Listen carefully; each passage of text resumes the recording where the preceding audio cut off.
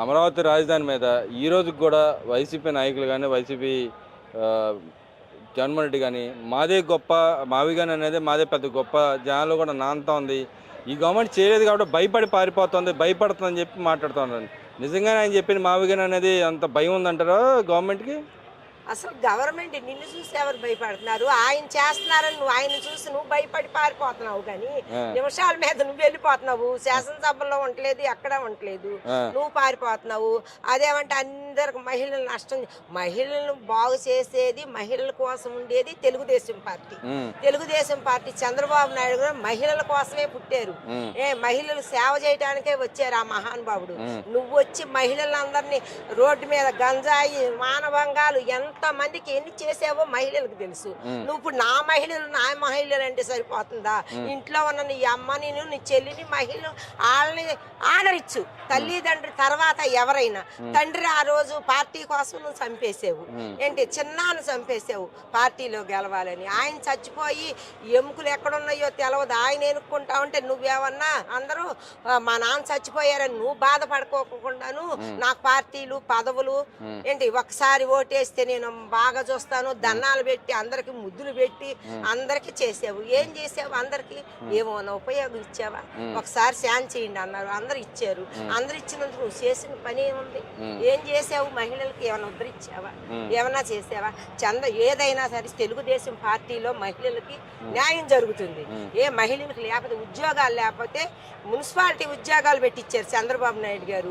ఏంటి గ్యాస్ బండ్లు ఇచ్చారు, 3 గ్యాస్ బండ్లు మహిళల కోసం. ఏంటి గ్యాస్ పొయ్యిలు ఇచ్చింది కూడా మహిళలకి తెలుగుదేశం పార్టీ. డ్వాక్రా పథకాలు పెట్టుకోమని చెప్పింది చంద్రబాబు నాయుడు గారు. ఒక్క తాలిబొట్టు చేపించుకోవాలన్నా, 1 రూపాయి వడ్డీకి తెచ్చుకోవాలన్నా ఎంతో బాధపడేవాళ్ళు ఆ రోజుల్లో. ఈ రోజు నిలబడ్డారంటే మహిళలు సంతోషంగా ఉన్నారంటే చంద్రబాబు నాయుడు గురించే కదా అందరూ సంతోషపడింది. నువ్వేదో మహిళలను ఉద్ధరిస్తానని అంటే సరిపోతుందా? నువ్వు ఏ మహిళలకు ఉద్యోగం ఇచ్చావు? ఏ మహిళలను ఉద్ధరించావు? ఏంటి కండక్టర్లు ఉన్న మహిళలే, ఆటోలు నేర్పింది మహిళలు స్వేచ్ఛగా బతుకుండి అని చెప్పింది మహిళలు. ఈ రోజు గుండెల మీద చేయలేతుకు బతుకుతున్నారు మహిళలు. మరి ఇక్కడ రోజా కూడా మాట్లాడుతూ ఉంది. అటు పక్క రాధాకృష్ణ గారికి సంబంధించిన ఆంధ్రజ్యోతి పేపర్ సంబంధించిన దాంట్లో చంద్రబాబు నాయుడు గారికి భార్యకేను పవన్ కళ్యాణ్ గారి భార్యకి సంబంధం ఉందంటారు. మరి వాళ్ళ గురించి విమర్శిస్తూ ఉంది ఆమె. దాన్ని ఎలా చూడొచ్చు అంటారు? అసలు ఆ రోజా గారికి అసలు ఇది లేదు. తోటి మహిళల్ని బాధపడితే ఎలాగని మరి నువ్వు నీతో పాటే పవన్ కళ్యాణ్ సినిమాలు తీశారు. ఆయన క్యారెక్టర్ ఎలాంటిదో నీకు తెలుసు, నువ్వు అనుభవం. మేమంటే ఇక్కడ ఉంటున్నాం పల్లెటూరుల్లో ఎక్కడో సాట. అంత అనుభవం కలదాని నువ్వు. ఆయన ఎలాంటి బుద్ధిమంతుడో తెలుసు. అది సాధ్యంగా నీ పెళ్ళాలు అంటారు. మేము మీ భార్యలు మెసేజ్లు అలాగా అని మేము పిలుస్తాం గౌరవంగా. నువ్వేమంటున్నావు? చంద్రలోకి ఆయన్ని పవన్ కళ్యాణ్ నీ పెళ్ళాలి మాట్లాడితే ముగ్గురు పెళ్ళాలు నువ్వు 10 మంది పెళ్ళాలను పెట్టుకో. నిన్ను ఎవరు వద్దన్నారు?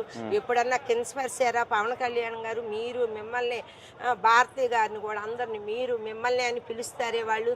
అలా పిలవటం నీకు చేత అవ్వదు. అందరిని విదిలిచ్చి పడేస్తావు. ఈ రోజు సీఎంలు అయినా కూడా వాళ్ళు ఎంతో గౌరవంగా ఉంటున్నారు. ఒక్క రోజైనా గౌరవంగా పిలిచావా? ఆ రోజు పార్టీ గెలవన్నాడు అలాగే ఉన్నావు, ఈ రోజు అలాగే అన్నావు. నీవులో ఇంత మార్పు లేదా? జగన్మోహన్ రెడ్డి మంచితనంగా నువ్వు చేసేది అంటే ఆయన ఉన్న వాళ్ళ వెనకున్న నాయకులలో ప్రతి ఒక్కళ్ళు వచ్చి మహిళల గురించి, అమరావతి మహిళల గురించి కాడి నుంచి ఇక్కడ సీఎం గారి భార్య దాకా ఏదైతే అణుసు వ్యాఖ్యలు చేస్తున్నారు, ఇంకా వాళ్ళ వెనకేసిన తిరుగుతా మళ్ళీ నేనేదో ఉద్ధరిస్తున్నా అని చెప్పే విధంగా మాట్లాడుతాను. ఎలా దొరుకుతుంటారు? మహిళల్ని బాగుపరిచేవాడు అయితే ఆ మహాతల్లిని చంద్రబాబు నాయుడు గారు ఆమె తల్లిని ఎన్ని రకాలుగా ఆమె హింసించావు, శాసనసభలో బాధ పెట్టావు. చంద్రబాబు నాయుడు గారు 3ంటికి తీసుకెళ్లి జైల్లో పెట్టావు. ఆ రోజు మేమందరం ఎంతమంది రోడ్లు పట్టుకు తిరిగాము, జైల్లో పెట్టావు. నీకు ఎక్కడ జాలి ధర్మం ఉందా? ఈ రోజు అదే మేమైతే అసలు మా పార్టీ అలా చేసే మనిషేనా? చంద్రబాబు నాయుడు గారు అలా చేస్తే ఎంతసేపు నువ్వు ఉంటావు? వద్దు, మనం వాళ్ళకి మనకి సమానం లేదు, మన పార్టీ వాళ్ళందరూ న్యాయంగా ఉండాలని ఆయన ప్రతి వాళ్ళకి హెచ్చరిస్తూ ఉంటారు. ఈ రోజు కోర్టు కూడా చెబుతా ఉంది కమ్మా, ఏదైతే మహిళలు కానీ అణుచుపోట్లు అంటే వ్యక్తిగత హత్యాచారం చేసే వాళ్ళని ఇన్ని రోజులు ఎందుకు ఉపేక్షించారు, కంపల్సరీ అరెస్ట్ చేసి లోపల వేయాలి, ఎందుకు చేయలేదని చెప్పి అంటా ఉంది. నిజంగానే అలా అంటారు? ఏం చేయాలంటావమ్మా? మహిళల్ని ఎవరైనా సరే కించపరిచేటట్టుంటే వాళ్ళని చెప్పు తీసుకుని కొట్టాలి. మహిళలు జోలికి వస్తే ఎవ్వరు ఊరుకోరు, చెప్పు తీసుకునే కొడతారు. అది మాత్రం మీరు జాగ్రత్తగా ఉండాల్సిందే మహిళల మీద. మరి కోర్టులో రేపు పొద్దున్న శిక్ష అయితే ఎలాంటి శిక్షలు పడాలంటమ్మా? 7 ఏళ్ళు 8 ఏళ్ళు శిక్ష అనుభవించాలి వాళ్ళు. ఒక తడవ చేస్తే కానీ వాళ్ళకి బాగా బుద్ధి రాదు. అలాంటి మహిళల జోలికి వస్తే మాత్రం అలా శిక్షలు వేయాల్సిందే. మరి ఇక్కడ చూసుకుంటే రాజధాని ఇక్కడ కట్టడానికి వీలు లేదు, మా 3 ప్రాంతాల విధంగా కట్టాలని అంటున్నాడు. ఇప్పుడు 3 ప్రాంతాల విధంగా కట్టాలంటారా 3 జిల్లాల పరంగా? అసలు 3 రాజధానులు కడతానికి అక్కడ డబ్బులు అయ్యి అది చంద్రబాబు నాయుడు గారు ఆయన మోడీ గారి దగ్గరికి వెళ్ళి రాజధాని లేకపోతే ఎలాగని ఈ పూట రాజధాని గురించి ఎంతో ఆనందపడుతున్నారు. ప్రతి తల్లి కూడా మనం రాజధాని ఎక్కడంటే ఏమని చెప్పుకుంటారు, రాజధాని లేదు ఈ రాష్ట్రానికి. అందుకే కదా అందరూ వచ్చి చంద్రబాబు నాయుడు గారిని గెలిపించుకుంది. నువ్వు 3 రాజధానులు అంటేనే కదా ఈ రకంగా నాశనం అయిపోయింది దేశం అని అందరు సస్తా ఉంటే 3 రాజధానులు ఒక రాజధానికే డబ్బులు లేక ఆ మహానుభావులు ముగ్గురు కలిసి లోకేష్ బాబు గాని పవన్ కళ్యాణ్ వీళ్ళందరూ మోడీ గారి దగ్గరికి వెళ్ళి ఇలాగ రాజధాని ఆయనే వచ్చి రాజధాని వద్దు అంటున్నాడు. రాజధాని ఆయన వద్దంటే సరిపోతుందా ఏంటి? 10 మంది మాట గెలుస్తుందా, ఈయన ఒక్కడే మాట గెలుస్తుందా? రాజధాని వద్దంటానికి ఈయన ఎవడు అసలు? ఈయనకి ఏం అర్హత ఉంది? ఆ రోజు అందరిని ముద్దులు పెట్టి మోసులు పెట్టి దండాలు పెట్టి నన్ను గెలిపించండి అన్నారు. గెలిపించినందుకు ఏం చేశాడు ఈయన?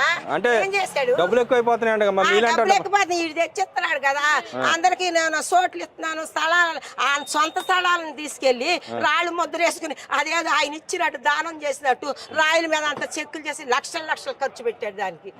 ఏంటి అది? నీ సొంత స్థలం అది అందరు ఊరుకుంటారా? నిన్ను సిగ్గు శరం లేకుండా అందరు తిడుతున్నారు. అది గ్రహించుకో ముందు. అంటే డైవర్షన్ పాలిటిక్స్ కోసం మాట్లాడుతున్నారట. నా గురించి నేను చెప్పింది బెస్ట్ ఆప్షన్ అని చెప్తున్నాడు. అసలు నువ్వు చెప్పిన మాట ఎవరు నమ్మరు.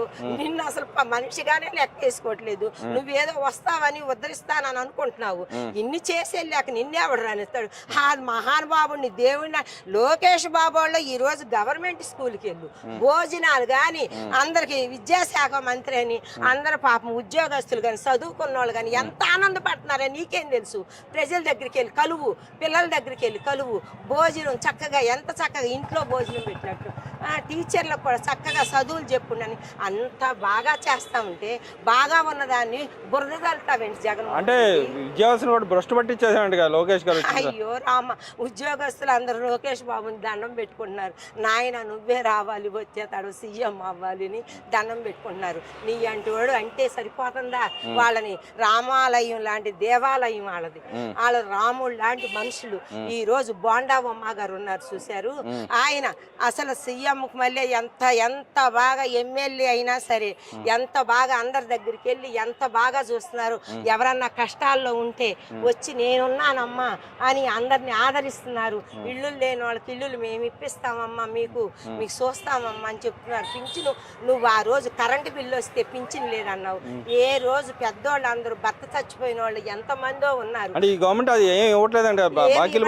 నువ్వంటే సరిపోతుందా? ప్రజలకు తెలుసు, నీకేం తెలుసు? రేపు వచ్చి చూడు ప్రజల్లోకి వచ్చి పింఛన్లు మరి అమ్మా నువ్వు అందరూ ఏమంటారు? నీకు అప్పుడు తెలుసు, చెప్పు తీసుకుని కొడతారు అందరూ. నువ్వేం చేసావు? నీ మాటలకు ప్రతి వాళ్ళు మీడియాలో చూసిన నవ్వుకుంటున్నారు. ఈ జగన్మోహన్ రెడ్డి ఏంటి ఇలా మాట్లాడుతున్నారు? ప్రజలు ఎంత ఆనందంగా ఉన్నారు. నువ్వు ఉన్నప్పుడు అందరూ అమ్మో మాకు భయం, నాయన మాట్లాడబోకుండా రేషన్ కార్డు ఉండదు, ఈ పింఛన్లు ఉండవు అని అందరికి ఏసీలు ఉన్న వాళ్ళకి కష్టపడి ఆటో డ్రైవర్లు వాళ్ళందరూ ఏసీలు కొనుక్కుంటే వాళ్ళందరూ కరెంటు బిల్లు ఉందని ఉన్నవాళ్ళు అయిపోతారా? కరెంటు ఏసీ కొనుక్కోగానే కరెంటు బిల్లు ఎంత వస్తున్నది, మీకు ఇల్లు పింఛన్ ఇల్లు తీసేస్తున్నాం అని ఎంతమంది బాధపడుతున్నారు. భర్త చచ్చిపోయిన వాళ్ళు బిడ్డలు ఉన్నారు, ఎవరి పిల్లలు మహిళలందరూ ఎంతో ఆనందంగా ఉన్నారు, ఎంతో సంతోషిస్తున్నారు. మళ్ళీ చంద్రబాబు నాయుడు గారు ప్రభుత్వమే ఉండాలి. తెలుగుదేశం అంటే ఏంటి, తెలుగుదేశం ఎలాంటిదో మీకేం తెలుసు? ప్రజలకు తెలుసు, నీకు తెలియదు.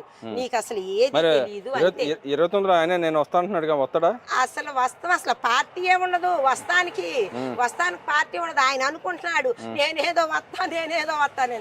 నీవెప్పుడు రాలేవు. అసలు ప్రజలు న్యాయంగా చేసే వాళ్ళని కోరుకుంటారు. ఆ చంద్రబాబు నాయుడు గారి దేవుడు నాకు పిలుస్తున్నారు.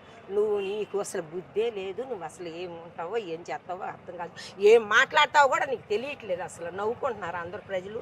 ఏదైనా మాట్లాడితే మంచిగా ప్రజలు మంచి మాట మాట్లాడు, అంతేగాని చంద్రబాబు నాయుడు కానీ, లోకేష్ బాబు కానీ, పవన్ కళ్యాణ్ కానీ తిట్టామంటే ఎవరు ఊరుకోరు, ఎవరు సహించరు.